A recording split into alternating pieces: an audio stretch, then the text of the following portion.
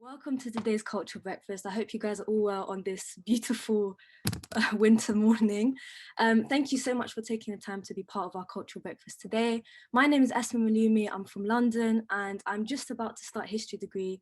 And I've been collaborating with The Great Imagining for over a year now. And it's been a journey that has opened my eyes to all of the possibilities of transforming education, especially as I am fresh out of our broken education system, having just finished my A-levels and moving on to higher education. So my role in The Great Imagining is ensuring that young people's best interests are being meaningfully and productively represented in the project.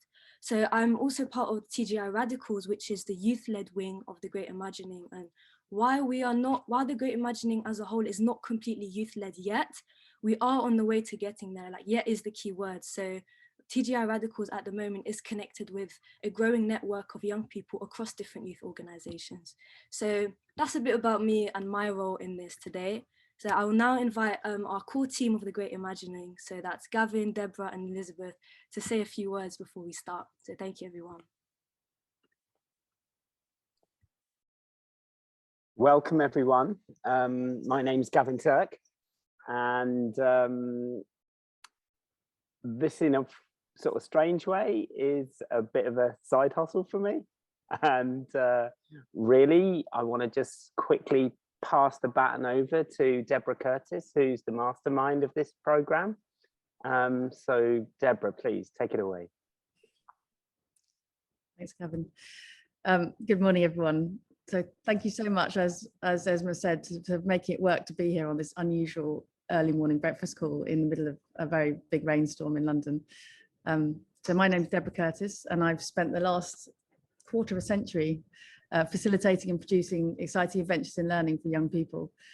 For the last 15 years, I've produced this work through an organisation called the House of Fairy Tales. Over that time, we've worked with hundreds of creatives and experts to facilitate playful, immersive events, exhibitions, and interactive publications in museums, galleries, parks, land trusts, theatres, and even shopping centres and town squares. I may well have worked with some of you. Over that time, we've worked with hugely diverse communities through UK and beyond. Together with my colleague Elizabeth Forrester and my husband and Chair of Trustees, Gavin Turk, we've invited you here today for an hour to contemplate where we are as a nation and what we can do to work together to contribute to the collective imagination over the coming months and years. This conversation is an introduction to the concepts behind The Great Imagining, and for us all to have a moment of thinking about our leadership and our collaboration in this special moment in history. Thank you all once again for your time, your listening, and your participation. Elizabeth. Good morning, everyone. Very nice to put faces to names, and I'm writing some of you. Welcome. Geographically, also representatives from both big and small from around the United Kingdom, which is very affirming. My name is Elizabeth Forrester. I have known Deborah and Gavin for about 20 years and have recently worked with their core team at The Great Imagining to help bring about this breakfast gathering. I'm a veteran event director for a wide variety of UK and international charities. And I'm also the executive director of the Stephen Hawking Foundation. I've taken the liberty to paraphrase a quote from the late professor that I'd like to share. For years, we lived like the animals. Then something happened which unleashed the power of our imagination. We learned to talk and we learned to listen. Speech has allowed the communication of ideas, enabling human beings to work together to build the impossible. Mankind's greatest achievements have come about by talking. Its greatest failures by not talking. Our greatest hopes could become reality in the future. With technology at our disposal, the possibilities are unbounded. All we need to do is to make sure that we keep talking. Thank you for agreeing to listen this morning to what we hope will become a bigger conversation. Thanks. Thank you very much, Elizabeth. And we also have a few scheduled speakers today, people who have greatly supported the Great Imagining lined up, who we will hear from shortly. But I think what's most important to focus on is you guys as invited guests, your role in the Great Imagining in our project. So we're really looking forward to hearing from all of you this morning as our invited guests. And as we are talking, please feel free to introduce yourself in the chat, who you are, what organization you're part of.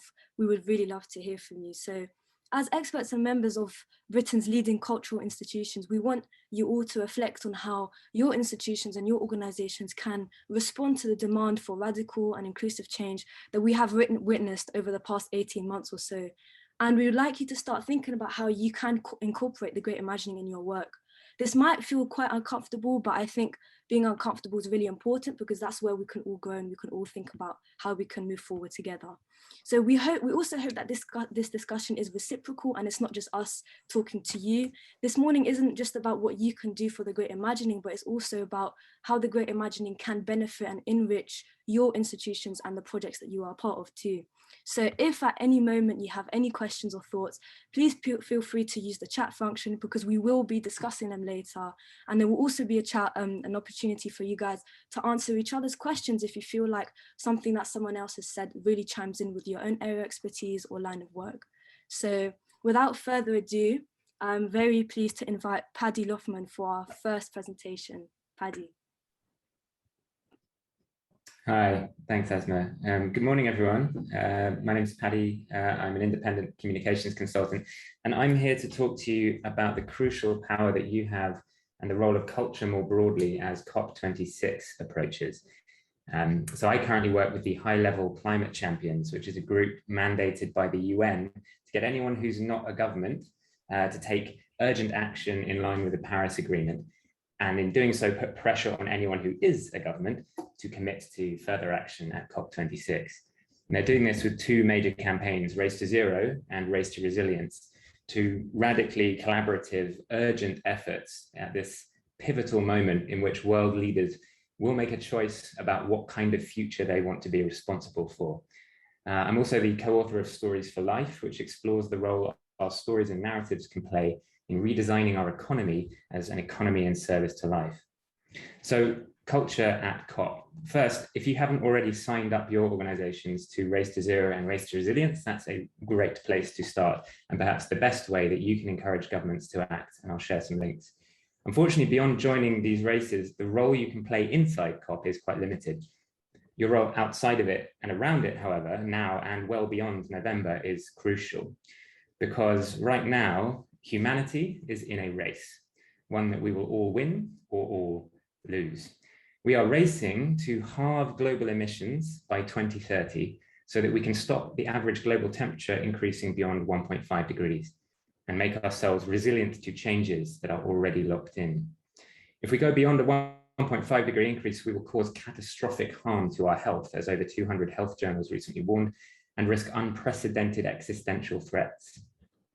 This race to halve emissions by 2030 will not be easy. Right now, even if world leaders do all the things they've promised, we're on track for a 16% increase in emissions by 2030. It's also the bare minimum. Halving by 2030 will give us a 50-50 chance of staying under 1.5. Very simply, countless lives are on the line, especially the next generations, unless we transform our approach right now.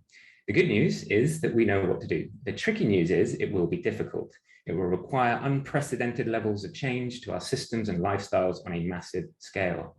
And change is difficult, painful, hard to imagine. To many, it means loss. So the challenge in running this race is not in working out what to do, but in mustering the political will, the courage and imagination to do it, the desire and commitment to choose to do what it takes to halve emissions by 2030. As activist Xutez Martinez puts it, the biggest challenge we face is shifting human consciousness. The planet doesn't need saving, we do. So where does culture come into this? Well, as the savvy political operator Andrew Breitbart once said, culture sits upstream from politics. To change the systems, we need to change the politics, and to change the politics, we need to change the culture. We need to change the cultural narratives that we all swim in that shape our world. Because the stories that we create aren't just entertainment. They are the coding that shapes what we believe, that shapes what we choose, who we are, the way we think, feel, and act every day. Stories of all kinds in all forms, from our myths, legends, parables, and fairy tales to our textbooks, blockbusters, exhibits, and galleries. Stories shape our understanding of the world, the way we imagine it and act in it. and therefore the world itself. Narrative change expert Ella Saltmarsh describes narratives as the soil from which the regulation, the technology, the policy, everything grows. So we need to be working at that level to affect change. We need the stories we carry in our culture through our art, our exhibitions, our films, music, adverts, television, opera, etc., to inspire us to run this race to halve emissions, to be the fertile soil for that effort to grow from. If our stories aren't helping us, they are probably hindering us.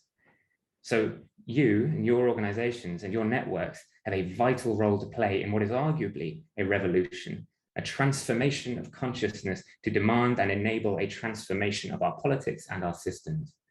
You have an essential, invaluable power. As Tony Cade Bambara so beautifully put it, the role of the artist is to make the revolution irresistible. Facts don't move people. Scientists don't move people. We all need a powerful reason to pursue the change needed here, to run this race. Being scared won't do it, but much of the conversation about climate is that it's horrifying, terrifying, inevitable, or it'll cost too much to change, so there's no point. But we know what to do to escape this emergency. We know it will cost far less than not acting, and that many of the ways and means are already out there, and we know that a more beautiful, more natural, healthier, safer, fairer world is possible, a better world.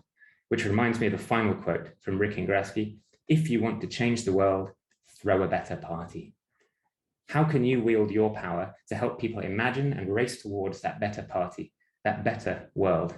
And not just at COP26. COP26 is merely a gateway into this decisive decade when we will all constantly choose whether or not to halve emissions to keep 1.5 and that better future alive. Without culture changing, the politics won't change, the systems won't change, and we will all lose this race. But with culture behind us, with that immense power focused on inspiring and guiding us to do what it takes to win this race, the healthier, safer, fairer, more joyful world becomes possible for us all. Together, we can do this. Thank you. Good luck. Thank you so much, Paddy. Thank you very much. And I've had a few thoughts when I was listening to your speech. I really wanted to touch on your discussion of how culture and politics, they sort of have a reciprocal relationship. And I was just thinking, in terms of thinking about young people's role in all of this. Young people, we often engage in culture, a lot of cultural mediums. Often we are the ones to do things like social media that can have an influence on which direction culture takes, but there isn't the same level of engagement with politics. So where do you think young people's engagement has a role in these two sort of interacting forces, and how can that be improved? Yeah, it's a really good question. I mean, one of the key things that it would be great if we could sort of foster in this moment is an interest in politics at younger ages. And we're starting to see it with efforts like Flat Pack Democracy, younger people becoming involved in councils and things like this at a very local level. That's a really, really powerful thing to happen. I think young people recognizing the innate power they do have, and the fact that power is not a zero-sum game as we often think it is a really powerful thing to happen. But it's challenging because, you know, certainly for my generation, we didn't want to go anywhere near politics. It's a horrible, nasty place. So encouraging people to recognize other ways of engaging in that, particularly locally, is a really, really helpful thing we can do. And then, yeah, just, you know, expressing through the cultural channels and mediums that we have. Again, that's very, very powerful. It sends a powerful signal to those in power about what people want, what people are desiring and imagining, and creating spaces for people to do that imagining is crucial, as this effort is brilliantly doing. Definitely. Thank you so much, Paddy. I also just want to call on Phoebe. I know Phoebe's in the room. Phoebe is a renegade scientist and systems thinker who has described herself as committed to including young people in her work. And Phoebe, I just wanted to ask you, she said, I just wanted to ask you what importance does young people's participation have in your projects and in the Great Imagining as well, if you'd like to touch on that. Oh, it's a brilliant question. I think they have a particularly important role, given that a lot of the systems that we put our young people and go through ourselves in the course of our lives, the education system, then we go to work, we learn about, kind of implicitly learn about the economic system, and sort of just take up a lot of the implicit ideas about how culture and society works as we grow up. And so young people, in a way, have this less colonized imagination. And so in a sense, I'd say young people are really part of the key of imagining things being different, because unfortunately, the older we get, unless we're actively, I like to talk about rewilding our imagination. So unless we're actively kind of doing that work to rewild our imaginations, then as we get older, I think there is a kind of closing down of really believing what else is possible, and you know, looking at solutions which maybe seem crazy or completely unlikely to work. So I've worked quite a lot with young people in my work, and used to run programs with teenagers age 11 to 18 around the world, and I was always just so impressed at the amount of creativity and the amount of kind of boundless imagination in people at that age. So yeah, I think they have a huge role to play. Yeah, that's a lovely point. I like that point about how our minds are less colonized. That is a really important point, because for us, I think I'm starting to feel that weight of like the older you get, the more realistic you have to be. But I do think imagination is something that we should always live by, because like if we all shut down the possibilities, then we won't be able to move forward as a human race in a way. Especially the past 18 months, we've seen how important it is for us to look to better things and to sort of rebuild our collective imagining and our collective sort of psychology. So thank you very much for that, Phoebe, and for Paddy as well. So now we will hear a video from Jonathan Wise. So looking forward to listening to that. Hi, my name is Jonathan White, and I'm co-founder of an organisation called Purpose Disruptors, and we work within the advertising industry here in the UK. Most of our work is encouraging the industry to use its skills so they move from promoting unsustainable behaviours and lifestyles that lead to climate change to more sustainable ones. And we've been doing some work with the industry here in the UK for COP that Deborah wanted me to share with you under the title The Zeitgeist and COP26. So if the zeitgeist is the defining spirit or mood at a particular time, what might be regarded as the defining spirit of our time? And what we seem to be identifying is not what is above the surface, but rather what is below it. What's the mood that's happening below the surface in society? We've been conducting some research across the UK to help understand the mood of the nation in relation to what a sustainable future might look like. And in the research, we didn't mention climate or sustainability at all. Rather, our core question was, what does the good life look like for you in 2030? We didn't speak to the Greenpeace supporters or the XR supporters, but rather kind of Morrison shoppers and Brexit voters, so a wide range of the British population. And what we identified was something that was consistent across all of those that we spoke to. It seemed to represent a shift in the mood of what the good life could be. We found that the good life for many represented a deeper connection to self, so better work-life balance, more time spending on hobbies that feel important to me, feeling more purposeful in the life that I have, a deeper connection to others, so more deeply connected to my family, to my community, to my neighbours, to my family, largely brought on by the experience of COVID, and a deeper connection to nature. So rather than having a transactional, disrespectful relationship to nature, one that is more considerate of the consumption habits that I have, wanting to do more gardening, wanting to do more grow food, so a much more intimate relationship. So across the piece, across the people we spoke to, this deeper connection to self, others, and nature that we kind of summarized as a shift from separatedness to interconnectedness. And this feels like a shift from kind of capitalism, separatedness, into something different.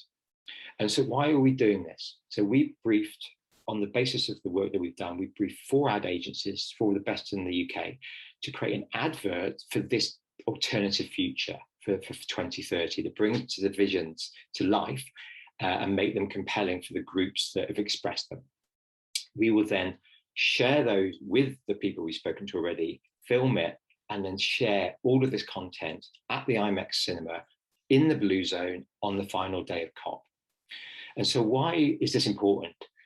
It reminds me of an interview I heard ages ago with Bob Geldof.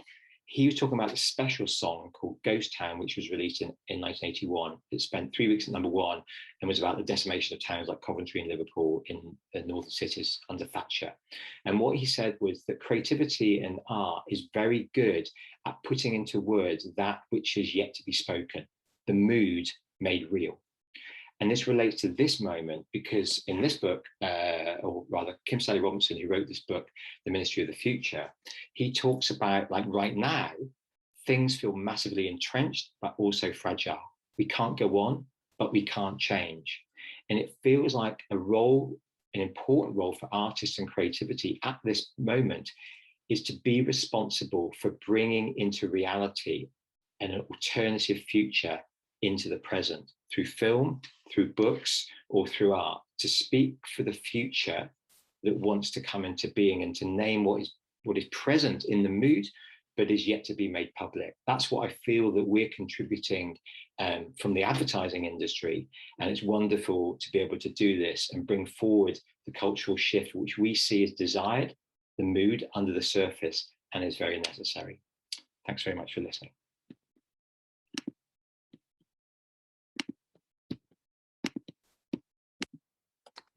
So thank you everyone for listening to that. Some really interesting thoughts. I just would like to remind you guys, if you have any questions or any thoughts, opinions, anything that you'd like to mention, please pop them in the chat so we can really start a conversation later on.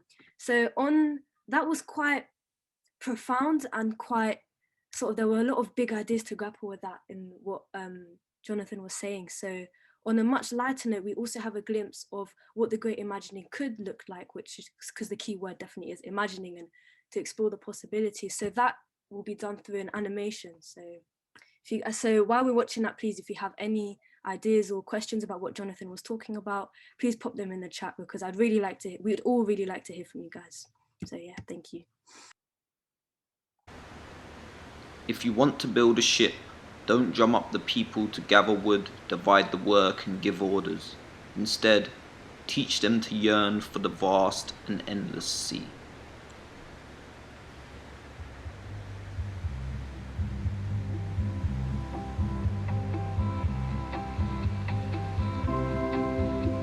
We, all of us, have a ship to build.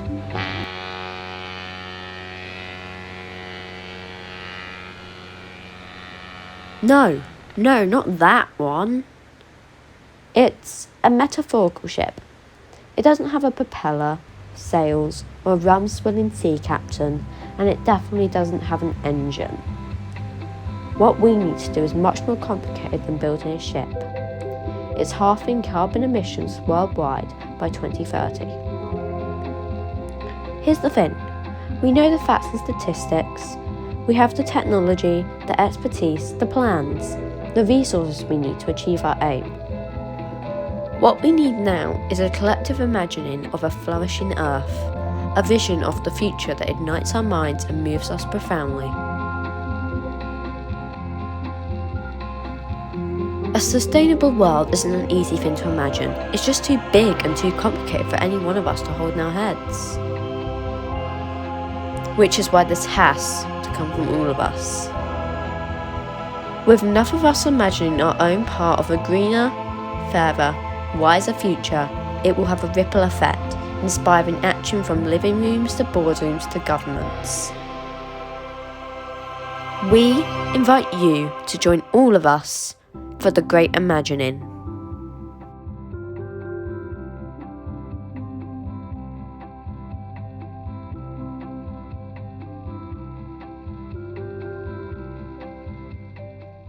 So that was something quite lighthearted to entertain all the possibilities of the things that we can do when we work together. So thank you all for listening to that. So we're now moving on to the Q&A, which is primarily that your questions will be primarily directed to Deborah and Elizabeth, because I know we've covered quite a few sort of interesting topics in the 25 minutes we've been here. So I do expect a lot of questions to get us all thinking, but please also be prepared to answer other people's questions if you feel like they chime in with your area of expertise, because we'd really like for this to be a reciprocal conversation. But before we do start that, I would like to put a question forward all to you. This is a question that Indigo and I, so Indigo is another member of The Great Imagining who's part of the the youth wing with, so we've been working together, which has been really great. We were talking about what does it actually take from cultural institutions to put young people first? What does that look like? And you all, as our invited guests, what are you prepared to do to ensure that young people's roles in your organizations are not just tokenistic, but they have a meaningful and productive influence on your policies and the way that you organize your institutions? So I'd like you, that's quite an open question. I would like you guys to think about that throughout the session, but if any of you are willing to take the baton and answer that now, I would really love to hear from you. So, okay, I'll just let you guys think of some questions. I don't want to put anyone on the spot at 9 a.m. in the morning. So yeah. Yes, Deborah. I just spotted a very good question about the reference to the Great Exhibition. So a bit later on, I'm gonna say something about the kind of my particular journey in this process, and the Great Exhibition itself was a kind of a vision that came to me traveling back on a train, which I'm going to mention later, which was, as a nation, coming through our particular as this nation's particular journey throughout history. There felt to me a need for a big public coming together, and this vision happened to me in 2018 of something that was a collective imagination, maybe with something of the ambition and the influence of the Great Exhibition, but instead of looking at or celebrating the Industrial Revolution, colonialism and imperialism and all that comes with that, and maybe a lot of it is where we are today, to look at what a world that would be possible looks like. And so this has kind of evolved out of that. Thank you very much, Deborah. I would just like to call on Helen Charman. In the chat, you mentioned the launch of the Young V&A, a transformation of the former Museum of Childhood. Helen, could you sort of elaborate a bit on that, about what it means to create a space designed for young people, and how you incorporate young people in the design and in the fabric of the work? Yes, I will. Thank you. Can everyone hear me? Yeah, okay, brilliant. I mean, first of all, I'd say I know there are loads of people on this call who have a wealth of experience of working in this area. So I'm just completely acknowledging that at the outset. Yeah, so we started this project. I've been at the V&A for 3 years, but actually it was already sort of underway, but more on the capital side before I started. And we really wanted to have young kind of agency, young people's voice right at the heart. So we were co-designing really from the outset with children 8 to 14 years old and teachers and their parents. So both in terms of the sort of fabric of the building, and then obviously with the content and more the kind of ethos and sensibility, we've had, numerous sessions, so co-design sessions with this cohort of young people from primary and secondary schools. And now we've just developed our Young V&A Collective. So that's a group that's working with Spotlight in Poplar, and that's an amazing organisation. And they're going to be doing, we'll have sort of co-designed content in each of the 3 galleries. But essentially, at the heart of this is all about creative confidence. You know, young people, they are the ones absolutely with the imagination to think that the world can, could, and should and will be different. So it's harnessing all of that energy and it's making it real. And just as Martin says from the Institute of Imagination, it's actually getting on and doing it. But the other thing that I think is really interesting, the design gallery is all issues based. It's all about designly thinking, understanding need, being responsive, working collaboratively, everything that we're all aware of. But actually a really big strand that came through, and I say this with all sort of gravitas, but also it was about joy, you know, and actually a real sort of like an upbeat energy. And we've commissioned some research from Beano Brain around from Gen Alpha, young people born after 2015. And it is really fascinating to see the characteristics of Gen A, very collaborative, a sort of a return in some ways to making, you know, yes, digital natives, and they'll harness the affordances of digital as and when, but very much about working with. So rather than sort of placards and you know, I've got teenagers who've absolutely been out there and being in that really creative, dynamic, oppositional space. But my understanding is with Gen A is probably as much more around that kind of collaboration and how do we work with to affect change. So yeah, anyway, so that's sort of where we're at. And one last thing, what's been brilliant about Young V&A is because we're in a space where we can sort of take some risks and do things a little bit under the parapet. The wider institution now is really learning from that. So, you know, co-design goes into the fabric of other future plan projects, other exhibitions. Creative confidence is in our new museum-wide strategy, and that is young people's voice coming back and informing that change. Thank you. Thank you very much, Helen. And I really would like to pick up on some of the words you mentioned. I think joy is such an important concept that drives young people, and it's something that we all need in the life and the world that we live in today. I was just thinking how I was really interested in the fact that the V&A, the actual institution, was learning from young people. And I was just wondering, what does that look like? Like, what does it look like for an institution to sit down and to look at what younger organizations or youth-led organizations are doing, and how does that change, like what does that change look like in the meeting or in the policy or in the creative process, and how is it something that we can all adapt in our organizations and institutions to listen from young people and to sit back and learn from them? Was that a question to me, Asma, or to generally? To you and to everyone. Oh, I think I'll step back and let other colleagues contribute. Thanks. Perfect. So hi, Asma. It's Martin here from the Institute of Imagination. Hi, Martin. Helen, many congrats, and great to see so many people that have inspired us, Fun Palaces, people at Moral Imagining, so thank you. But yes, this is totally about what Helen said. It's about co-creation, co-design, working together, working collaboratively. And of course, you know, children at the heart of this. So, you know, that's the starting point. For us, the starting point is our own team. So our own team are happy first and foremost, so we can work with others. But certainly the next group is the children that we work with, and their families and their teachers, and their communities. So absolutely. Thank you for that, Martin. Thank you very much. I know we have, I apologize if I pronounce your name wrong, Benji Earnsall from South Bank Centre. Maybe I know South Bank Centre is a lot of their work is focused around young people's roles. So, like, what have your experiences been with sort of collaborating or working with young people and culture? I actually am from the contemporary music department. I'm head of contemporary music. We also have our CEO, Susan Johnston in the call right now. But in terms of young people, yes, we do definitely collaborate with young people quite a lot. We have a creative learning department. But I've been actually thinking about what Helen is saying. We surely definitely need to be more involved with not just with Gen Alpha, because they will be 15 by then in 2030, but with Generation Z as well, which are kind of, I think, have more of a power to make change at the very moment to kind of catch that 2030 goals that we have in terms of climate change, especially, and they're a very involved, very interested, very collaborative, very digital first kind of a generation. And we should start listening to them more, having more of a collaboration with them more. I mean, unfortunately, we have been closed for, we were open, we done a lot of digital events as well, but our world kind of stopped, as you know, for 18 months. And it gave us the chance to reset, refresh ourselves, rethink what we can do.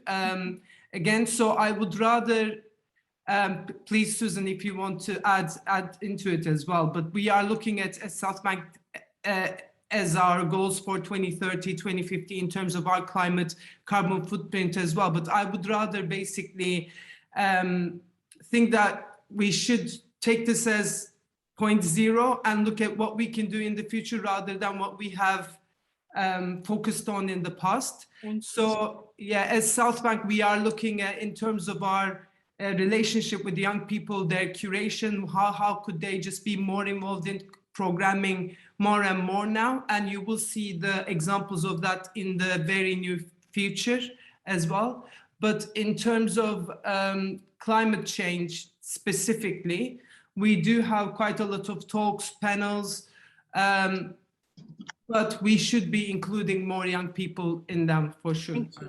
Thank you so much, Benji. And I really like what you said about that point about restarting, just because a lot of you are part of institutions that have a lot of historical weight and gravity, but I think now is the point where we can sort of move forward from that and maybe turn over a new leaf, taking the things that did work forward and maybe leaving the things that weren't so effective in bringing in young people back. So thank you very much for that, Benji. I'd like to, I know I'm picking on people, I'm doing what I hate when teachers do, so I apologize if I do catch you off guard, but I would like to bring in Stella Hall from the Festival of Thrift. If you'd like to maybe mention your organization, maybe your own experiences bringing in young people, and maybe touch on the things that Benji has been saying. So Stella, if... Hello, everybody. Hello. Well, for those who don't know us, Festival of Thrift has been going for about 9 years now. We've just had our biggest, most joyous festival in Redcar. 50,000 people came over a weekend, and there was a real sense of creative community, which is where we start from. Building creative community, I think, leads to building a sustainable community and a sustainable society. So the ethos is welcoming all from every corner, from those dipping their toe in, those just coming for a free day out, to those committed radical activists, and all human life is there. I'm not ashamed to beg, borrow and steal great ideas from everywhere. And for example, this year we worked with Glimpse, who started up the People's Podium. You may be aware of a project. It started in Hackney to put people in front of a podium whose voices might not normally be heard. You know, we saw a lot of Boris behind his podium. So we worked with Glimpse and identified people in Redcar whose voices hadn't been heard.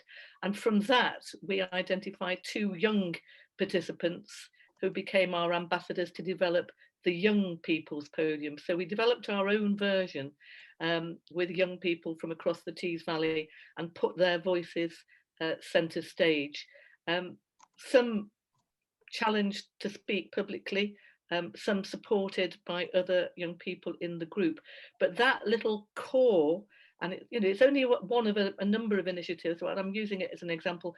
That core initiative now will move on into a partnership with our local radio. Their voices will be heard on radio. They'll be co-designing, co-delivering.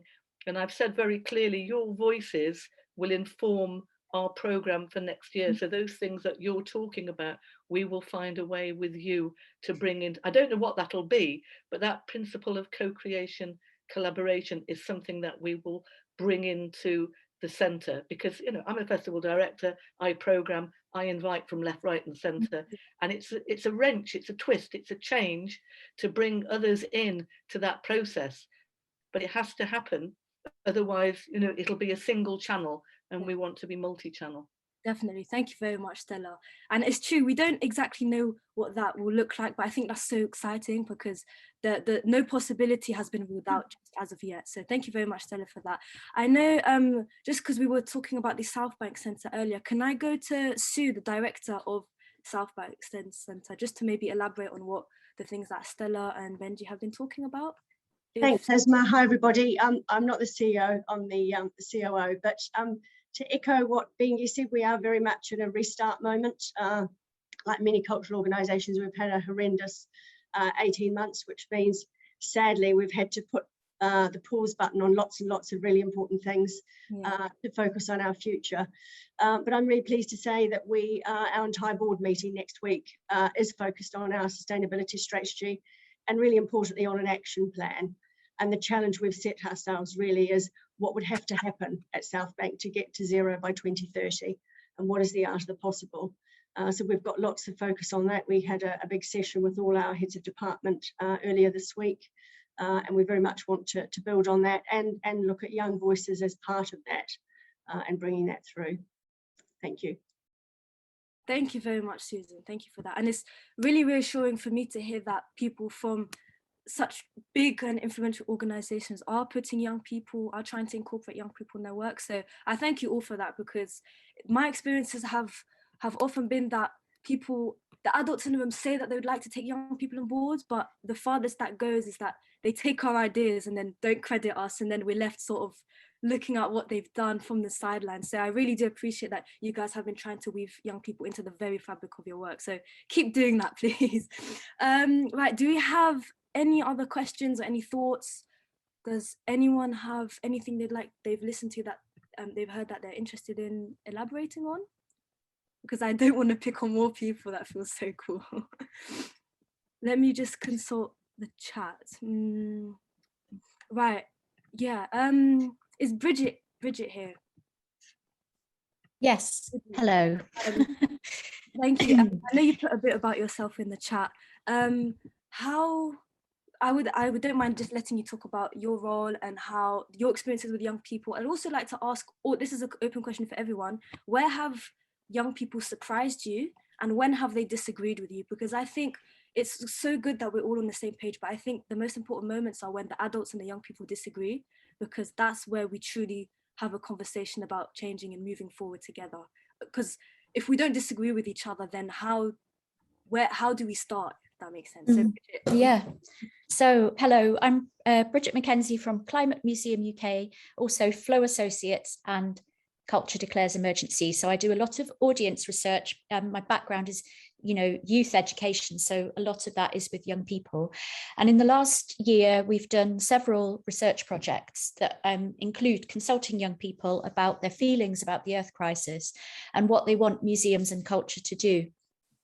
And several things have challenged me and delighted at the same time. So some of the things are, they say over and over again, don't bracket out this Earth crisis. This matters to us. This is our future. So often cultural programs leave it to one side and assume that children and young people have other concerns.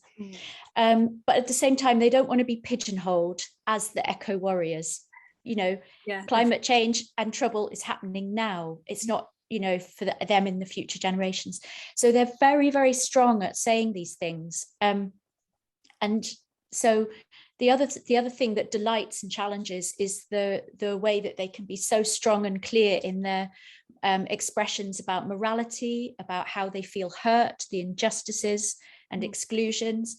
And then they also, we found that when we engage them and invite their imagination and say, we need your ideas, that their ideas can be so much bigger, bolder. And as, Phoebe has said before, their minds are not colonized and they just jump so quickly. So for example, we've been researching how young people think about food and climate and what museums can do. And young people will say, well, why do we need to, what can museums do about it? They challenge us on that. What is the role of culture? Like, why don't we just change McDonald's so it's vegan? So it's that, like, getting to the heart of the problem, understanding actually intuitively these big systems. So I guess my challenge to the cultural sector is, how are you going to nurture this? How are you going to take on board this direct morality and imagination, and listen to it now, nurture it now. It's urgent. So yeah, that's a question really for everyone, but evidenced by some research, and I've put a link to some of the research there. Yeah, thank you very much, Bridget. And I really like that question. Again, it's about challenging, facing up to the challenge, being uncomfortable and really stepping out of your own mind and looking at things from the outside perspective. Because I know when you're the expert in your field, you don't really want like a 14-year-old to tell you that you're not doing it the right way. But I think stepping out of our own shells is really the way forward. So thank you very much for Bridget. I know we have Will from the Barbican. I wonder if you could sort of maybe answer Bridget's question. It is quite a broad one, so I don't mean to put you on the spot if not. So do we have Will here? First thing, as I say, you're chairing this beautifully. Thank you. You've given it a lovely rhythm and a lovely tone, so thank you very much for that.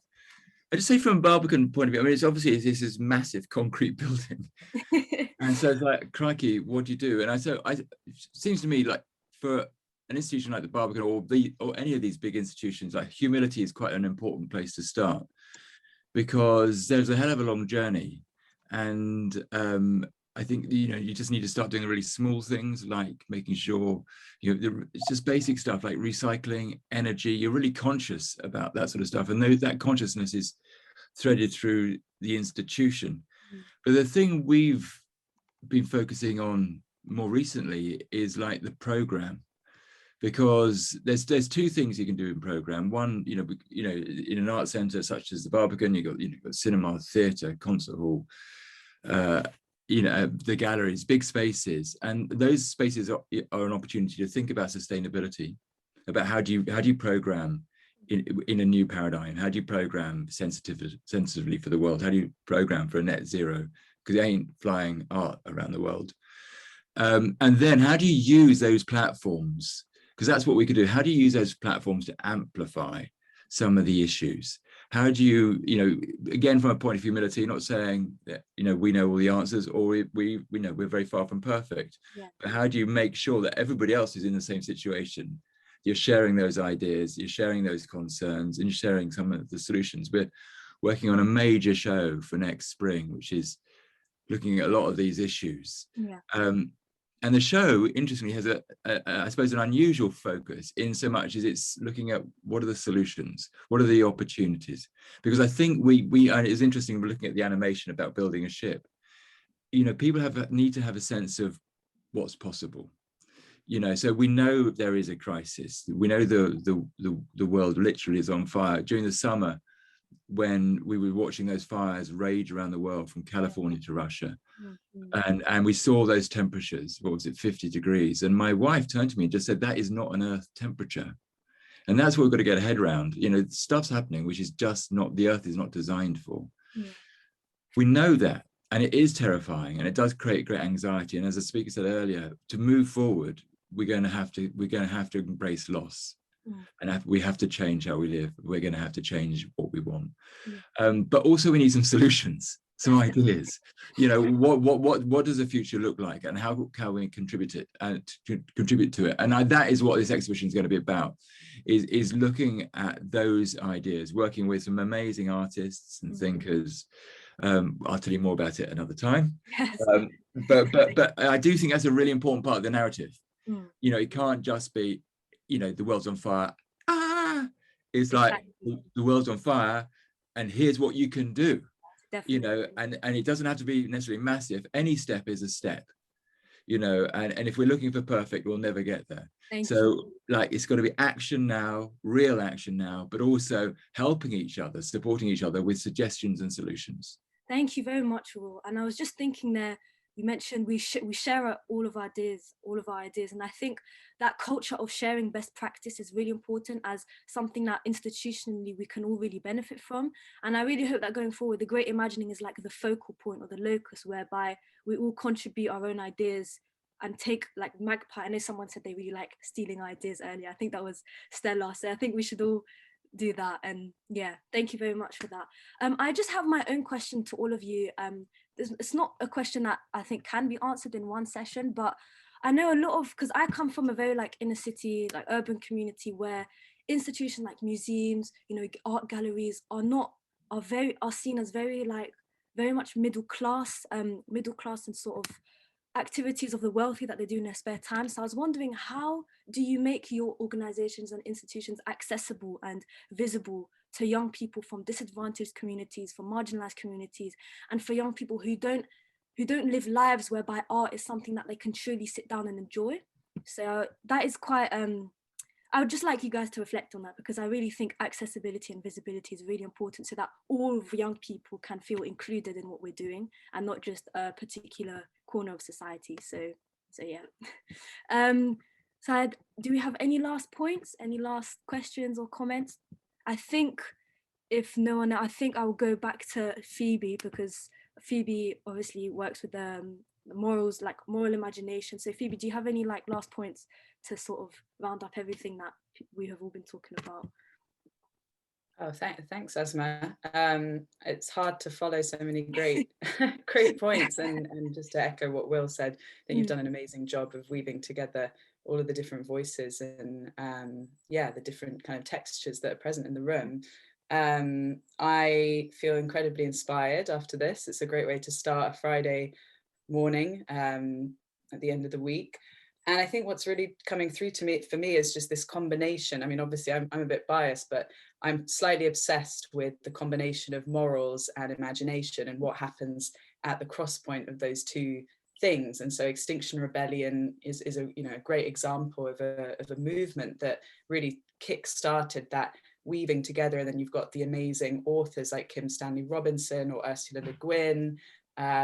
You know, you've got incredible media and film. If anybody remembers Carnage, you know, that BBC4 mockumentary that kind of pretends that we're in a future of veganism, where people are looking back at the current time and kind of recounting how awful they feel about eating meat. And I just think the power of imagination to ignite a moral sense of what's right and what's wrong, and also ignite action to protect what we love is huge. And I think the role of cultural institutions in that cannot be understated. So I think let's keep going. Let's, as somebody said, let's do this in a radically collaborative way, and yeah, create a kind of cross-country movement to ignite imagination and moral imagination. Definitely. And I think radically really is the key word. Like, we're so familiar, we're so used to doing things that are familiar to us, but I really would like all of us to feel uncomfortable in the things that we are doing going forward. Like, if you're scared of the prospect of doing something, that means it's something that we should definitely be going ahead with it, because we've been comfortable for too long now. So I think do things that you think you personally might not agree with, but like, it's a short-term fear but long-term investment, if that makes sense. So just be uncomfortable, guys. So I think that's the end of our Q&A session. Thank you so much to everyone who contributed. Yeah, I really enjoyed hearing from all of you and hearing you guys all build up on each other's points. So I really thank you for that. And again, if you have any last comments or questions, please put them in the chat so we can explore them. I'd really love to hear from all of you guys today. So yeah, I think now's the time I'll hand it back over to Elizabeth before we close with myself and Deborah. So in that time, please pop anything in the chat that you'd like to share, some resources, some tools that we can all benefit from. That would be really great. So yeah, I think I'll hand over to Elizabeth now.